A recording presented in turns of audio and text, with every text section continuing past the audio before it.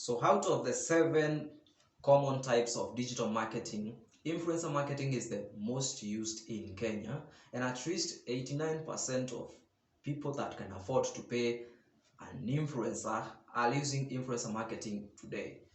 That goes to small businesses, mid-sized companies, and even big companies, even multinationals. We've seen them use influencer marketing.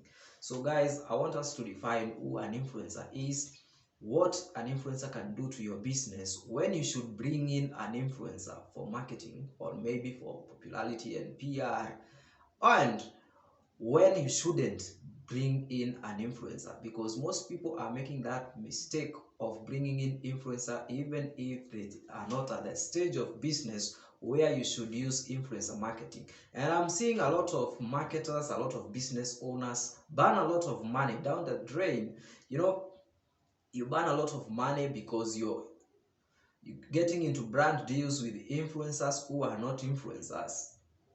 And I would demystify that part, because most people, you just go on social media and the only research you do is just look at the numbers. If they have a verified Instagram account, if they have 100k followers on YouTube, and you think that that makes them an influencer. No, that's where you're going wrong. So let's define who is an influencer, so that maybe you can stop making that mistake when you're going out there to earn for people to run your marketing campaigns. So an influencer is someone who is known to solve issues in a specific niche, and by specific niche I mean a focused market. Okay, a focused market, a very specific tiny market.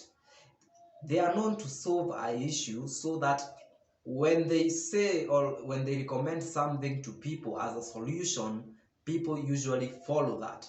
Okay, and people are going to take the initiative to take the call to action from that person and engage in the right decision, and make decision according to what that person endorses. But if you are looking for someone to just create clout around your product, around your service, around your business, that is not influencing. Okay, it is part of influencing, but that's not the main goal. It also depends on your marketing goal. For most businesses, there are at least 3 marketing goals. Number 1 is awareness, number 2 is consideration, and number 3 is conversion. Okay, so depending on where you want to land and where you want your customers and prospects to take an action, you can use an influencer. So this is where now you know where or when to use an influencer. Mostly I would recommend you start using influencers when you are at an awareness stage of your marketing. Okay, when you know that maybe you are launching a new product and people do not already know about your product, or you feel that your product has not created so much traction out there. And I'm not talking about sales yet, I'm just talking about awareness. Okay, people knowing that you exist.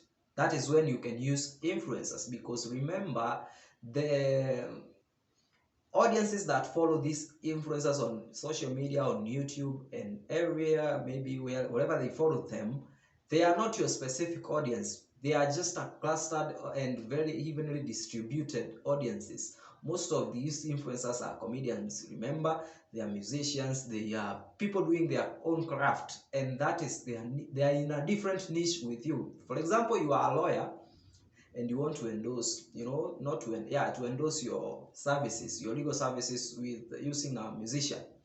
So people who are going to look for maybe gospel music, mostly they are not looking for, okay, at least let's say 90% of them, they are not looking for legal services. They are interested in that influencer because they want to get entertained. They want to fill their spirit with gospel music.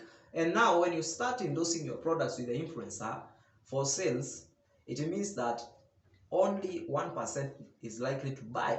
Why? Because 99% of them, they are there to get entertained. But you just, disrupting them with your promotional content, mostly because influencers do not understand your buyer persona. They don't, because these people, remember, they are also not marketers. They don't have, most of them do not have a marketing background. They don't do quite of marketing research. All they want to do is just a creative content piece, like a video, a post on Instagram, on social media, wearing maybe a t-shirt, a promotional content, and people can tell when it's a commercial or it's a sponsored content. And when people just see it's a sponsored content, you'll see that a very small percentage of the audience will engage with the post, and that tells you that at least 2% will convert to come and see, click the call to action to come and see what you're dealing with. And the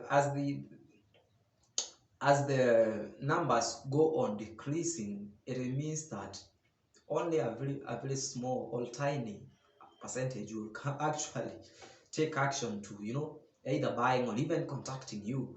So that narrows down the audience from maybe those 100Ks that you're seeing on Instagram, on YouTube, to maybe 2 people. That is why most people are spending millions of shillings on influencer marketing and still ending up to making no sales. Another thing, you cannot track analytics on influencer marketing, because if I come to your shop today, you not know if I saw your products on somebody's page or I just bumped out of nowhere, out of the blues, and just came looking for these products. Okay, so that is number 2 problem of using influencer marketing. So number 1, we've agreed that their audience is not your audience, so you just peeping to see that if by any chance their audience could be interested in what you're selling. So you cannot tell. So they lack detailed targeting. You cannot use the demographics. You cannot use, even if through Instagram, maybe they have shown you their demographics and all that, you cannot use behavioral targeting. You don't know what these people are interested in, and mostly their interest is just to get entertained, because most of the influencers, as we've agreed, they are comedians, they are musicians, they are artists in different fields. So what you want to do is maybe start considering the other 5 types of digital marketing, so that you can start leveraging on them. And the best one that I would recommend is using paid advertising. Okay, and before you get that, you need to lay a good infrastructure on your sales funnel to make sure that people that you get from the awareness phase to the consideration phase to up to the conversion phase are not lost along the way. Okay, so because most of these adverts could be IG adverts, could be Facebook adverts, could be YouTube adverts, could be Google adverts, wherever you run them, they just create traffic or visitors. They get you visitors. Now if you don't have a website or a landing page, that's a problem. Okay, so they don't have anywhere to create rapport with you, so you need a website. So a website, for it to rank on Google and such other search engines, you need someone who understands search engine optimization. Now, do you get the connection? Now, to keep these people engaged, you need to get their contacts or get them to do some action, like following you on social media, so that you can keep them with updates, things that are happening in your company, offers that you have, such things, new releases, updates on new content that you've posted out there without depending on an influencer. And this is called inbound marketing. So sending them emails on discount and coupons that maybe you've created, and good deals that you have, Black Friday and all those things. That is inbound, the essence of inbound marketing in your service-based industry, in your product-based industry, whatever things that you're selling. Okay, so influencer marketing, it will drain your cash, it will drain your marketing budget, and you'll never be able to track if it is actually the influencer who is bringing this traction to your business. And at some point you will saturate the only active percentage of the followers of this influencer, and you stop getting that traction. For some few days you might get sales, you might get people taking action, but they'll get bored at some time. And that is why you see big companies, after they use an influencer for maybe 3 months, they stop the deal and they stop doing it, because this influencer will have their markets saturated and they cannot, convert any further, because the other remaining audience is junk. It's junk to their niche. As far as their niche is concerned, it is junk. So you don't want to use influencer marketing for so long. 3 months, that's enough, because like I said, it's only effective if you are creating awareness. If it is for consideration, that is where you use content marketing. And by content, I don't mean people dancing on Instagram. I don't, unless you're selling, trips and fashion, that one can work. But if you're selling services, it will not.